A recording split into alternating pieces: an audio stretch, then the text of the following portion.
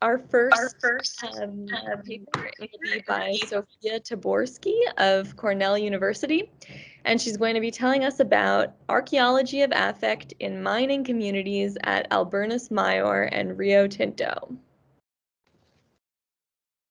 All right, thank you. First, I'd like to thank Kiara and Adrian for all their help and patience with the tech problems, and Mary, who is running the PowerPoint. So I'll get to it. In my paper, I will use affect to write a richer, more accurate, and more ethical history of the body in the Roman Empire. If you go to the first slide, you will see my outline for the talk. So first, I will review previous histories of the Greek and Roman body and explain the problem of their constructivist framework. Then I will discuss how affect can be used to write a better history of the Roman body. Next, I will turn to my case studies, which are the archaeological materials at Rio Tinto in southern Spain and Alburnus Maior in Romania. Specifically, I will discuss the negative experiences of darkness and exertion on the water wheels, as well as more positive experiences at the bath. So the next slide just highlights the theory part so you know where I'm going. Yes, thank you. So from the 1990s to the early 2000s, numerous scholars wrote about the body in classical antiquity as part of a broader body turn in the humanities and social sciences.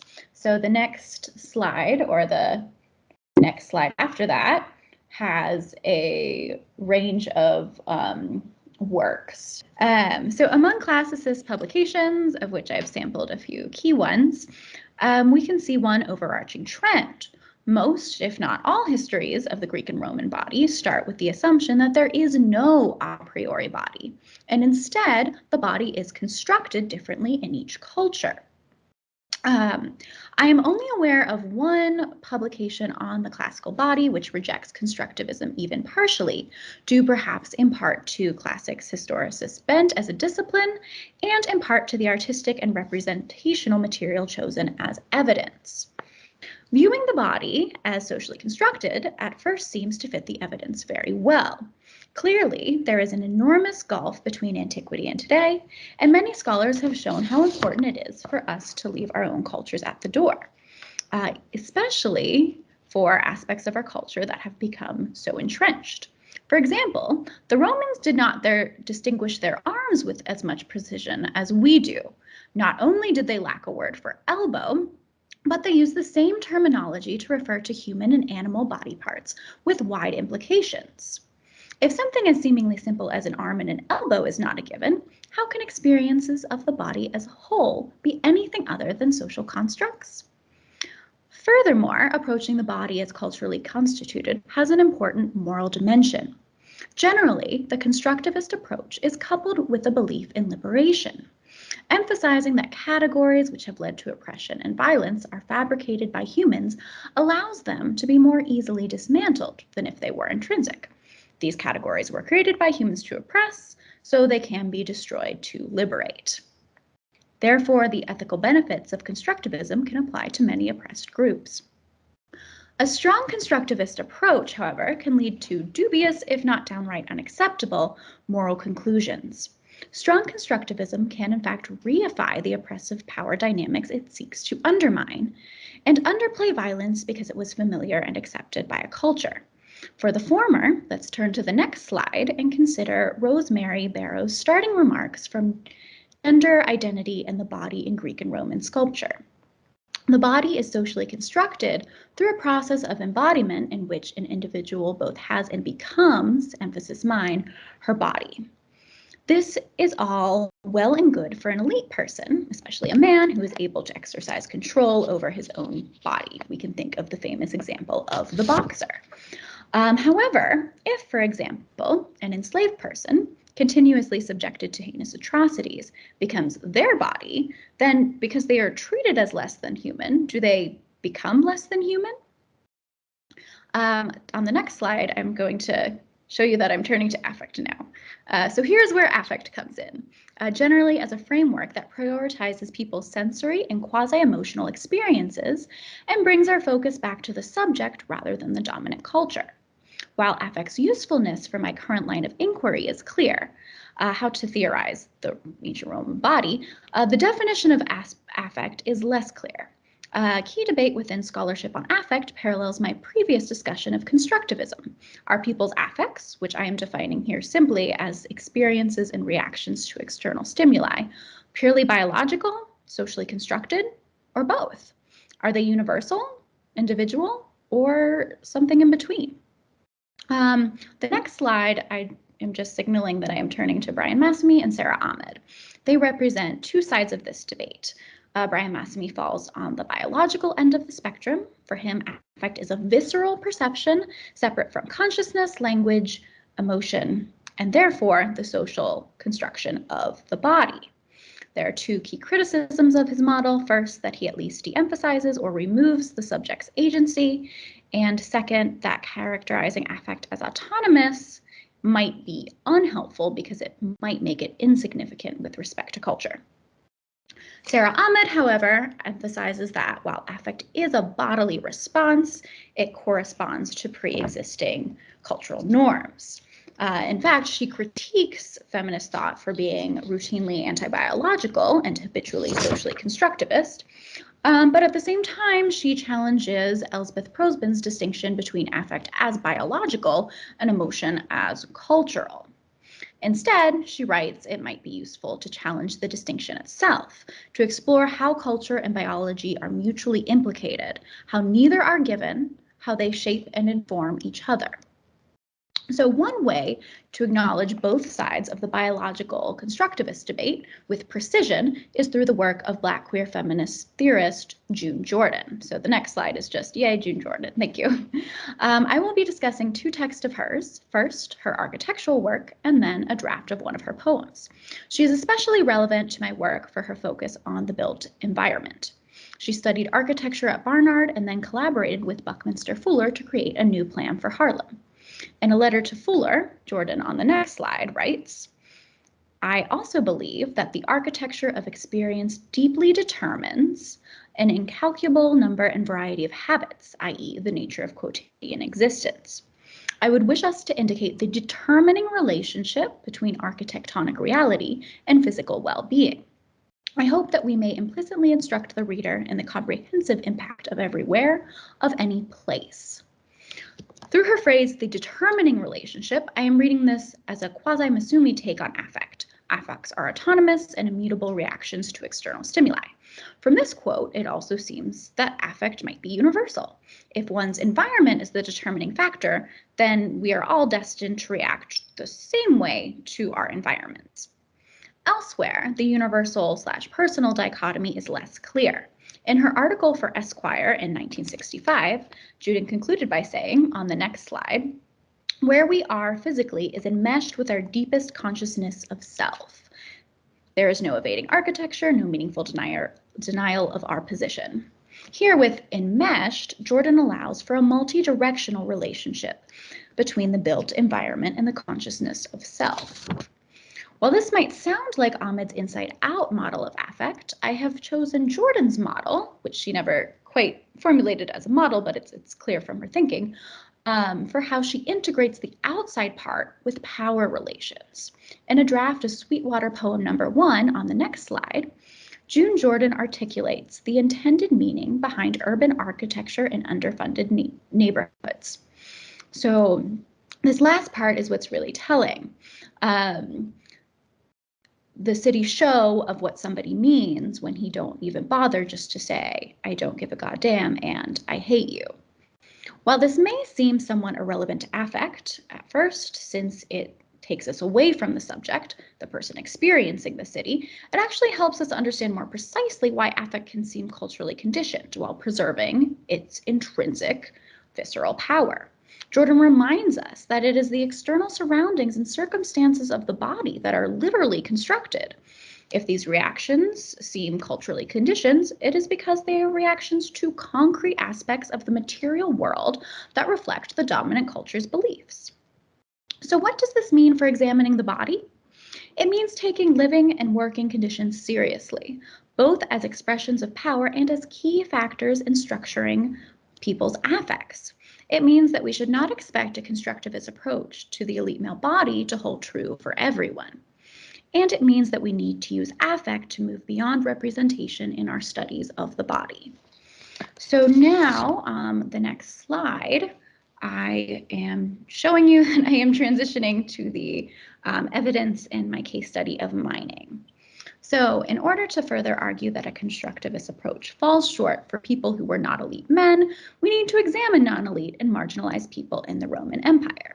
While there are many such people, I have chosen to focus on enslaved and freed people who worked in the mines for a few reasons. First, a wealth of evidence of mining survives: the passages themselves, tools, settlements, contracts, laws, etc. Furthermore, thanks to scholarship on mining technology, the economy, and ecological impact, we have more precise information about the output of mining labor than for other trades, such as ceramic production.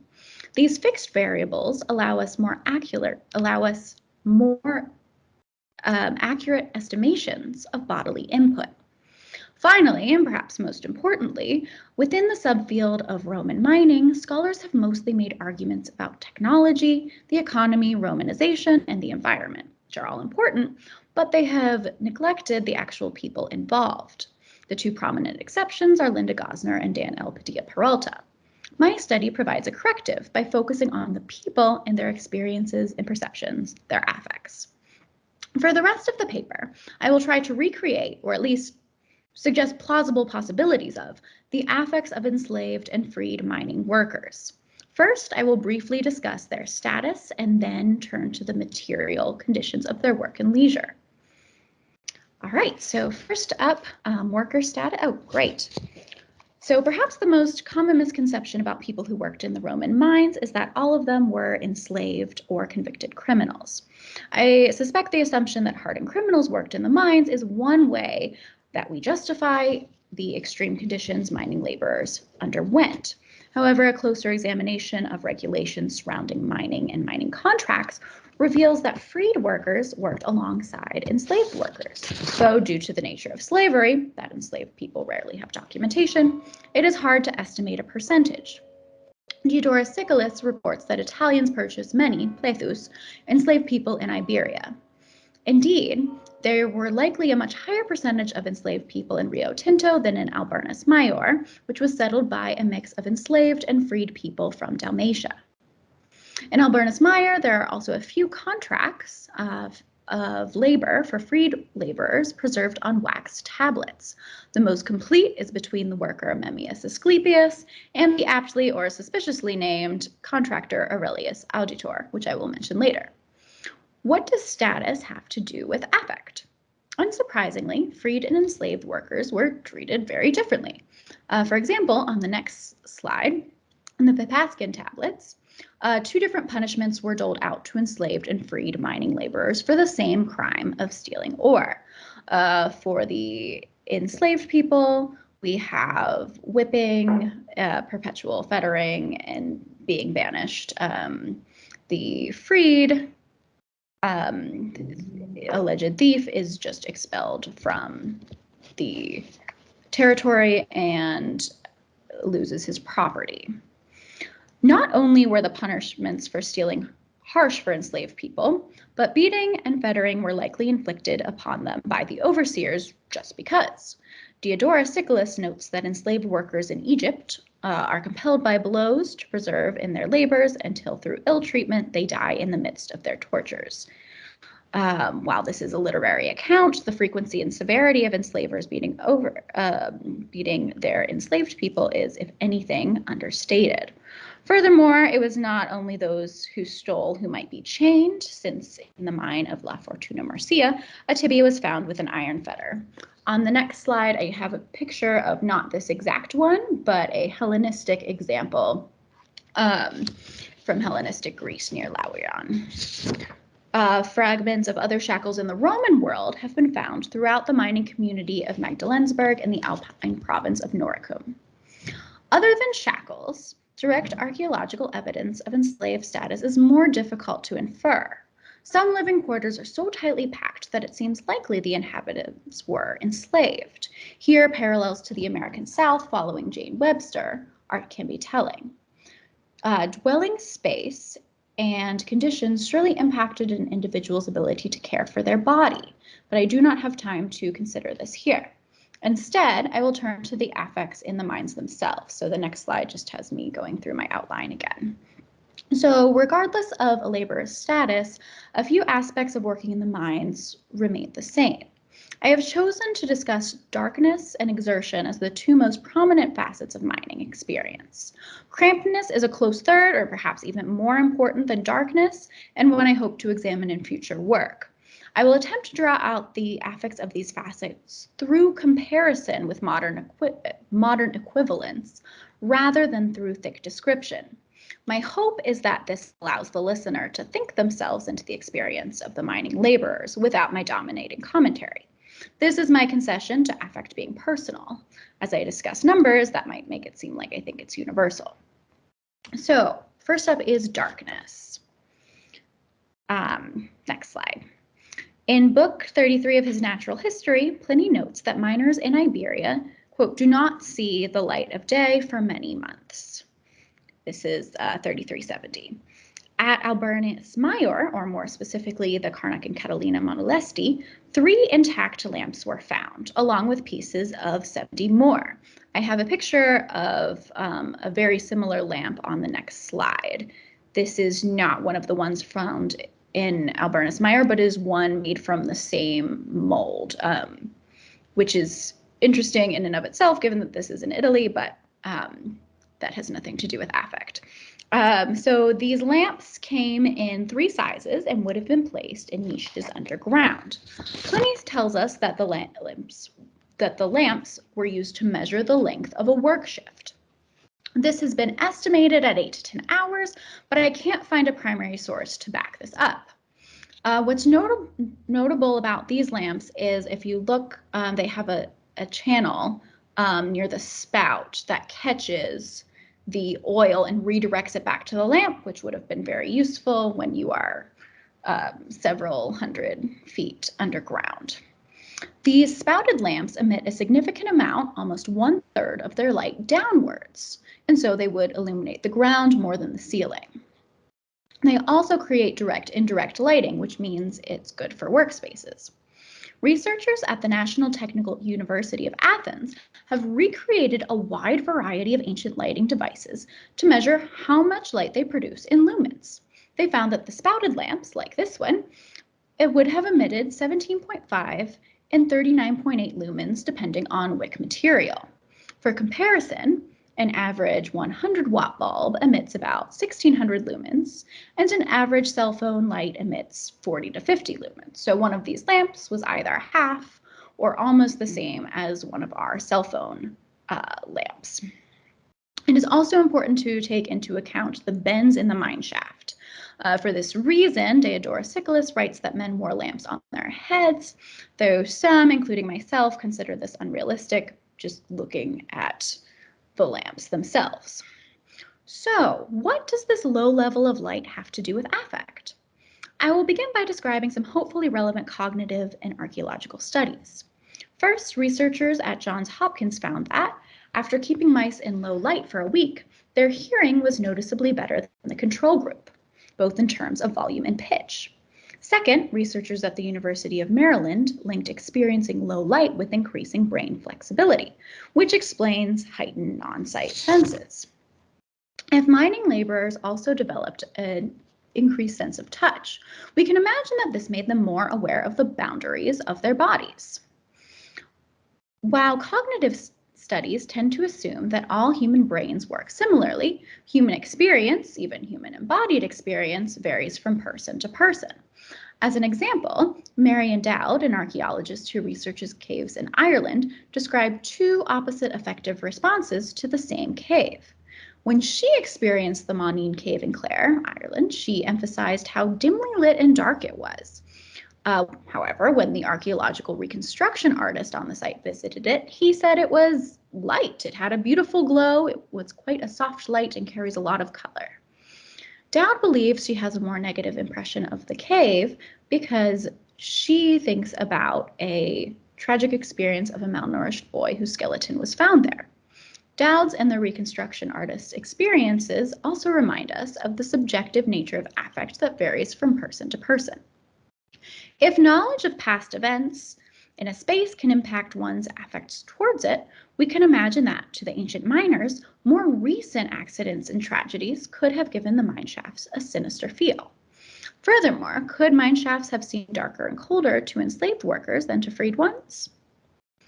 While darkness was, on the next slide, I have a picture of a mine shaft. It is much more well lit. I don't know exactly how much more well lit, but probably very much more well lit. So I present this just to try to think through.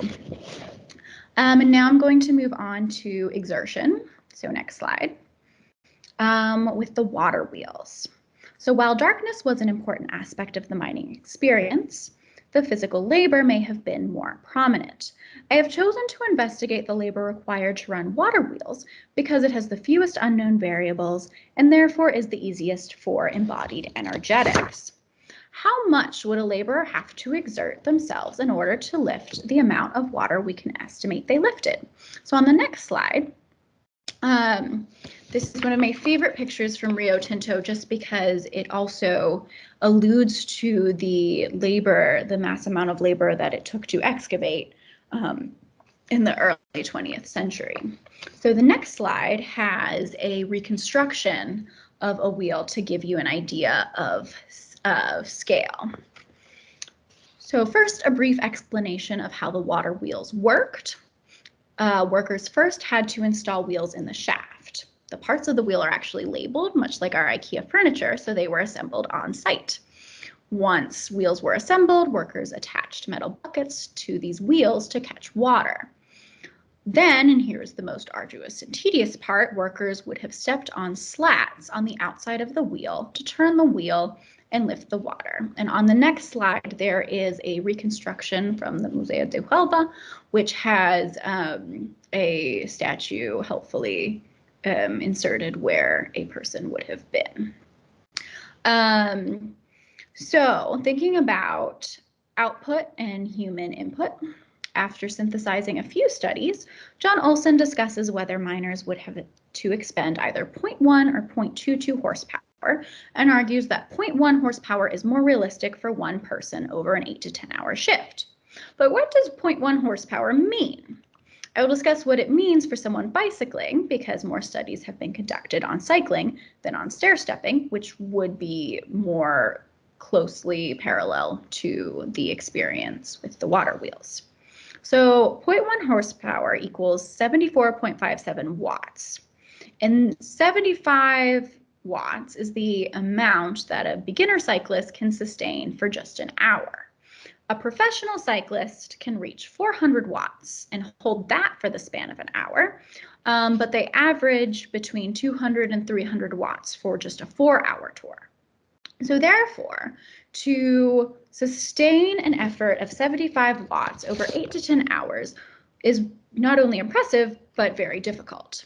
In the future, I would like to try to determine average heart rate, calories burned, and perceived exertion to provide a more precise understanding, though this, of course, would have varied from person to person. And we cannot forget that on top of the exertion, the laborers also needed to maintain balance on the rotating wheel in a narrow space, as you can see. This is also on top of facing darkness, crampedness, fear of mining shaft collapse, hunger, beatings, and other unpleasant experiences. All right, so next slide. When researching subaltern populations, it is important to focus not only on their suffering, but their joy and healing. In my last case study, I will focus on one key site for healing and relaxation, the bath. To my knowledge, a bath has not been excavated at Rio Tinto, but one of the Vipaskin tablets sets out regulations for a bath there. First, enslaved and free people working in the mines under the procurator were able to visit the baths for free. Furthermore, the baths were so important that if they were not furnished or heated properly, the bath lessees were liable to pay a fine of up to 200 sesterces, which is 4 times the rate of a mining laborer's monthly wages per visit that the baths were not suitable for use. We don't know for sure whether laborers were able to visit the baths for free at Alburnus Maior, but based on some calculations between what we know about how much the baths would have cost from literary authors and the wax tablets, the laborers certainly would have been able to afford the baths. So, what were the affects of mining laborers like in the bathhouses? I would imagine that mining laborers enjoyed the baths much more than Seneca in his 56th letter to Lucilius. I will briefly discuss the first two phases of the bathhouse at Alburnus Maior to show which aspects of the bath were most important. So this is on the next slide. So you can see phase 1 is the orange one and phase 2 is the blue one.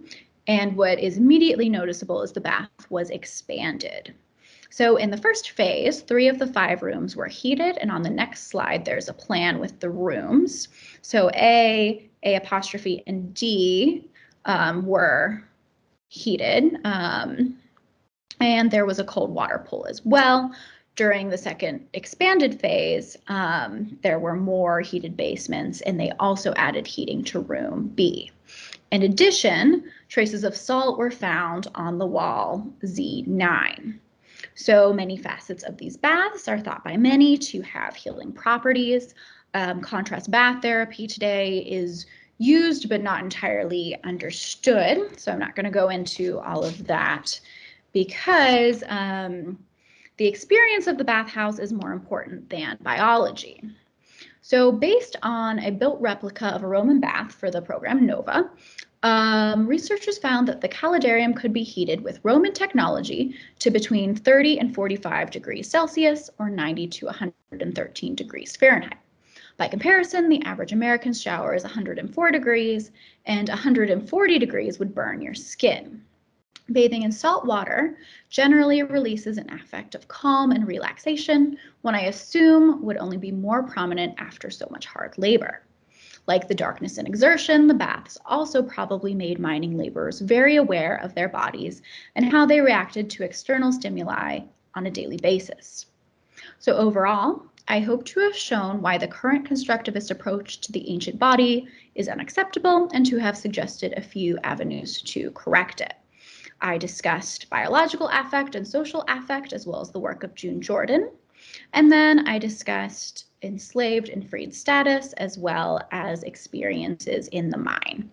What all 3 experiences, both in the mine and at the bath, have in common, I apologize for the bells, I will make this quick, is that the experience and boundaries of the body to mining laborers would have been more clear to them than to their elite or even modern counterparts.